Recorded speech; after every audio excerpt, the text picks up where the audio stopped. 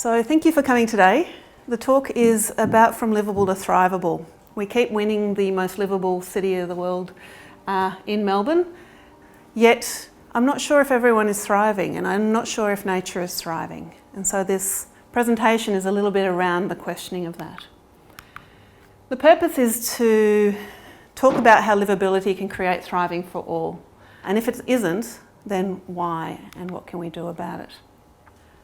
And I'll go through 4 stages. Firstly, I will talk about that we aren't thriving and why aren't we thriving. And when I'm talking about why aren't we thriving, we will be talking about why the way we're practicing is very much in a mechanistic fashion, so very linear, very reductionist. And that we really need to start thinking in a systems way. And that's almost like moving from believing the earth is flat to understanding that the earth is round. It's a fundamental shift in how we practice. And I'll be talking about that if we are working in that systems way, that each element of the system needs to thrive for the whole system to thrive. And what does that look like for our cities, for a livable city, for a livable Melbourne? And then I'll be talking about creating thriving and healing and giving you some examples of how we can make that shift. We're already a long way there by being the most livable, but wouldn't it be great to be the most thriving for everyone, including nature? So let's start with the problem. Why aren't we thriving? And what is thriving? Well, I'd like to talk to you about what's not thriving. This is not thriving. This is not thriving. Smog, deforestation, loss of resources. This is not thriving when there's drought affecting millions of people and millions of animals. It is natural to a certain extent, but it's not thriving. Salination, the amount of rubbish and waste that is going on. These are things that are a symptom of not thriving. This bird here with all of its plastics that it's been eating instead of the fish, because they look so delicious and colourful. These are all symptoms of us not thriving, symptoms of working in a linear way where we aren't really considering all of the aspects of the world in which we're living. And that's the physical, that's the environmental. But we're also not thriving socially. We may be getting the most livable, but we actually have to live here. And there's an alarming rise in suicide internationally, but also here in Australia. Family violence has gone up here in Victoria. Again, we're the most livable cities, but how is that measured? And is that really about thriving? We're still having a greater impact on the ecology and the systems around us. Our poor leadbeater possum is on its last legs. We are still having a huge impact. Heat waves are being linked. So here we have the physical and the social coming together. And what's worse is that we don't trust in the systems we've set up to help us out of it anymore. There is an increasing loss of trust. It was one of the things that was talked about in the latest Paris talks, was this lack of trust for government to do what is right by the community. So we aren't thriving. We're not thriving ecologically. We're not thriving from a social sense. Why aren't we thriving? Well, as I mentioned before, we're working in quite a linear mechanistic way. It's like this clock. It's a beautiful clock, it's man-made, we can break it apart, we can understand all of its parts and we can put it back together. But that's a fairly linear system, because if we look at nature and we take this beautiful flower and we pull it apart, there isn't a person on earth who knows how to put that flower back together. There is something beyond a watch that we can put back together and pull apart and understand within nature that we don't yet understand, that we don't know how to work with. And so if we only manage the component that we understand, then we're reaching into all of these problems that we're seeing, all of these social and all of these ecological problems. So I'm now going to give you a little bit of an illustration in the built environment in Melbourne at the Venny, a wonderful centre in South Kensington. So the Venny, you would say from a mechanistic worldview, from a sustainability worldview, tick, tick, tick. It's got solar panels, it's got a green roof, it collects its rainwater, it's got chickens running around, it's growing food, it's passive solar designed, it's made out of recycled shipping containers, it's got natural light in abundance, it's got a chimney that allows the hot air out and the cool air in. It's been designed perfectly from all of the sustainability aspects that we work with green buildings. But that's not the real story of the Venny. The real story of the Venny is the kids that are in this place. The kids that play here are kids that live in the housing flats all around Melbourne. And in those housing flats, there might be 8 to a room. In those housing flats, there might be generations of people that have gone through jail.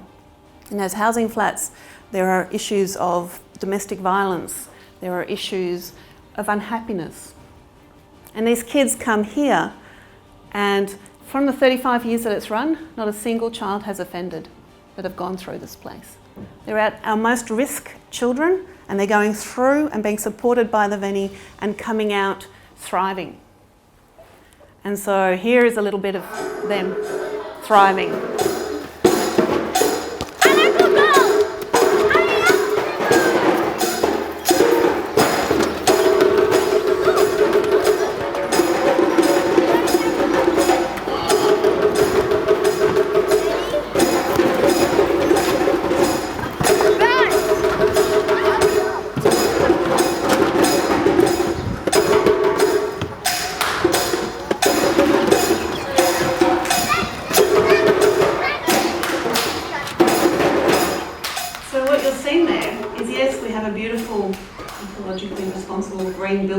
Produces more energy than it uses and collects more water than it uses and produces food and provides space for biodiversity. But we're seeing a much bigger picture. We're seeing a picture of children coming into this place and thriving within that place. It's bringing what we know, which is all good, the engineering, the linear thinking, the mechanistic thinking, and saying there's something bigger, there's something more we can do, there's more to this system. And the system is about providing a place for these kids to thrive. So it's not saying the mechanistic system is wrong. It's just time to transition to a new way, to the round earth theory, to really looking at how do we affect the bigger system in a way that creates thriving for both nature and for people. So if we are going to go down this path, if you believe me, and we go down this path of working more ecologically, how do we do that? How do we work within such a complex system where we're thinking of both the mental aspects and the physical aspects? We do that in 2 ways. The first way is we understand that we've got stocks, so our water, our air, our food, our money, our history, our ideas, and those stocks flow through our projects. So water flows through our projects, money flows through our projects, people flow through our projects. And those flows are meaningless without relationship. Yeah? So I could be here talking to myself and you could be enjoying your lunch. I wouldn't be having a relationship with you. I wouldn't be telling you what I'm here to say. You could have a beautiful plate of food and just look at it. Makes no sense, right? You want to eat it. You want it to connect with you. You want to have a relationship with you. If you're allergic to fish, you want to not eat that because it's bad for you. The relationship is bad. For the rest of us, it's a delicious treat. So to put that into the built environment. So here we have a flow of water. You may not realise this, but there's a flow of water running underneath this road in Seoul. A young guy decided he wanted to run for mayor, and he ran on the platform that he was going to bring the river back. He had stories from his ancestors about how this place was a rich place of coming together before the city grew around it. And so he did, he brought it back. Now that water is no longer in a pipe running through a city, it's creating a relationship with place. The urban heat island is dropped by 3.1 degrees. The property values have gone up. They've recorded butterflies in those areas that I haven't seen in 50 years. There's all this stuff coming back to this place because now this water has relationship with the place. We're still moving the water, and in a mechanistic worldview we try and contain that water in a pipe and get it out as quickly as possible, but that's missing the opportunity of relationship. Just like the kids at the Veni, the people there are what make the thriving. So we need to think about stocks and flows, and we need to think about relationship. And the last thing we need to think about to work ecologically is that things change. What you'll be seeing is a bunch of images around how things have been changing just in the last decade or 20 years. But we know ourselves we're continually changing. I'd love to stay 35 forever. I'd love my daughter to stay 7 forever and get 100 I love yous a day, but at some point she'll hate me and have a tattoo, and hopefully that won't last too long. Right? Things change. But what's important within, if we understand that things change, is understanding what the core thing that's important to us. Now, I guess for humans, it's our civilization, it's our coffees and our wines. It's being able to sit together with friends and share ideas. It's being with family and friends and community. Those are the core things that are important to us. Yet we know things will change. We know if we stay to 1.5 degrees in climate change, that will have impact. We've seen it already. Sea levels will rise, places will get drier and wetter. How do we maintain the core of the system that is important to us? And we do that by looking at our stocks and flows and optimising the relationships so that we get as many benefits as possible. And one of the ways that we can look to nature is the adaptation cycle. So within nature there is change all the time, and nature survives that change. And it does that by having lots of niches, lots of opportunities for things to bubble up and take over from other things that might be in decline. So what we want to do is protect the core. We want to plan on increasing complexity and resilience and the ability to adapt. And I'll give you an example of this with the car industry. So we all know what's happening in Geelong. The car industry there is decimated, it's closing down, it's changing. All of those resources, those people, those spaces are all currently in fallow. They're empty. They're jobless. If the government, instead of putting billions of dollars into holding up that car industry, instead put money into lots of little ideas, people being able to set up their own businesses, to invent things, to come up with ideas, then that would be able to then bubble up and create niches that could then potentially take over those resources, take over those spaces, take over those people. Protecting the core of Geelong, which is its people, their jobs, their ability to thrive. So that's how that adaptation works. And we do that by understanding the flows, people, money, time, ideas, building lots of complex and interesting relationships so that people can come up with ideas and follow those, with the intention and understanding that things change over time, and therefore if we create all of these opportunities, they will bubble up and allow a place to continue to thrive, to protect its core. So lastly, talking about some examples. So I like to use the example of regenerative development. I like to use the theory or the concept of regenerative development to really guide how I work ecologically.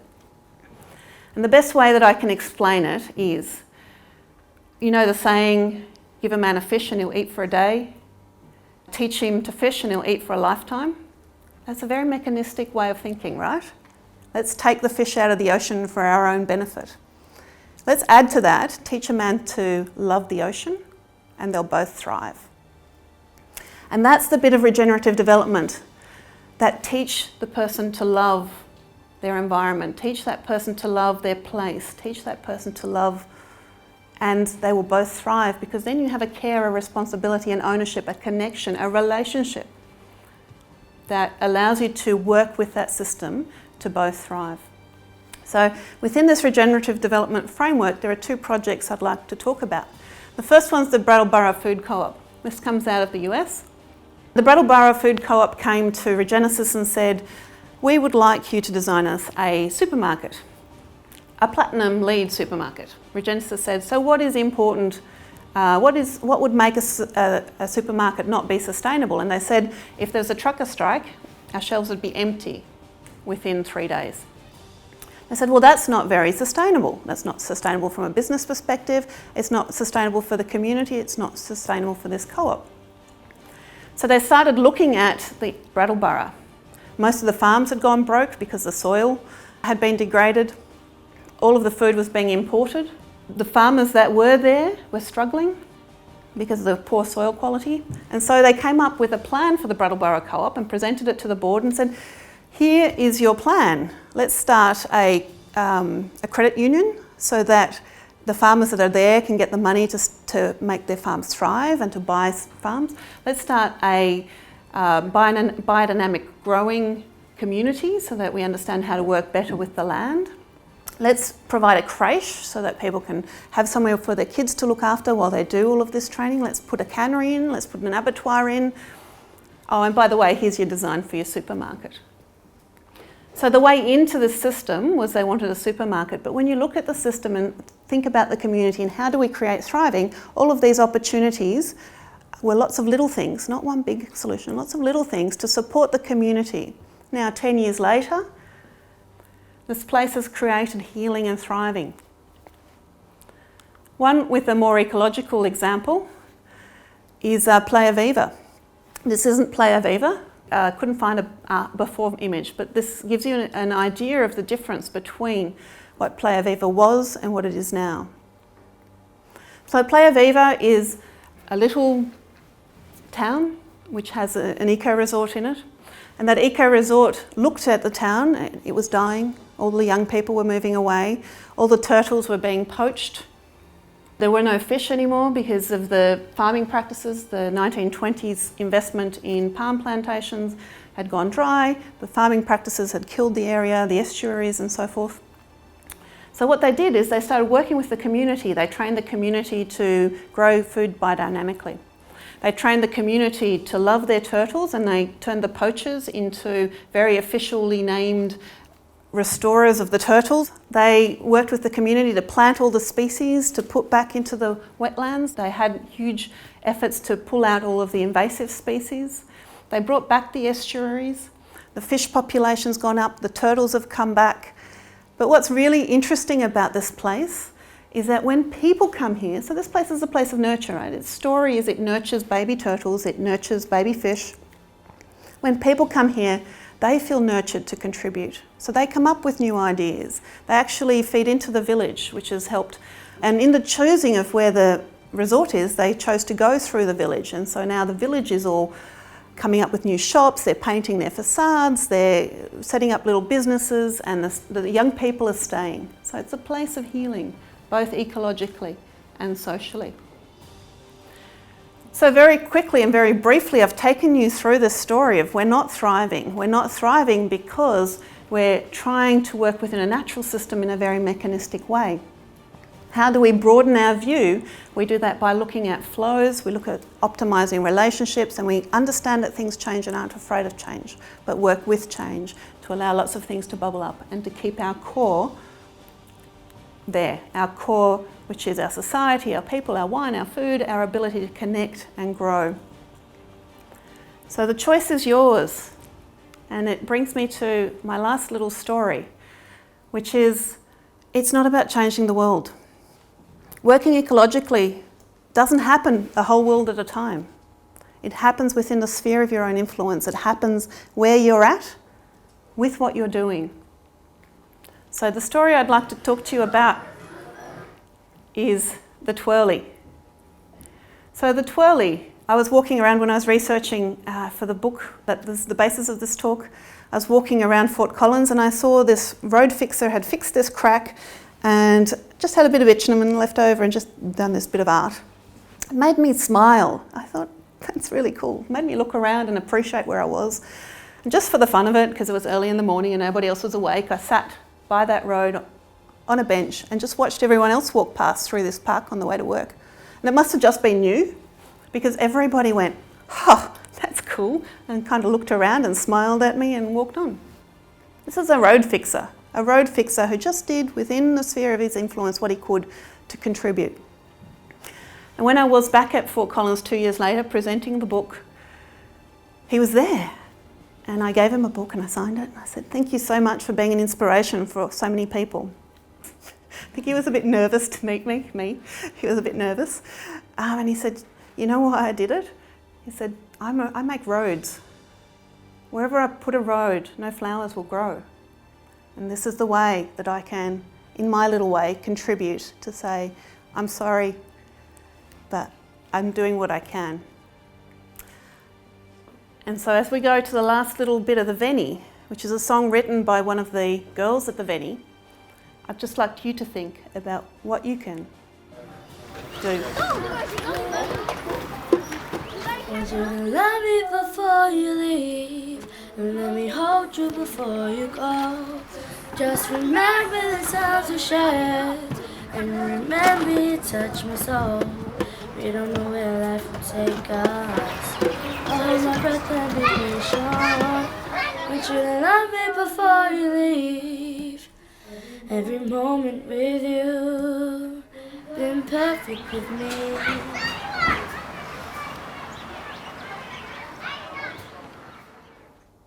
Thank you.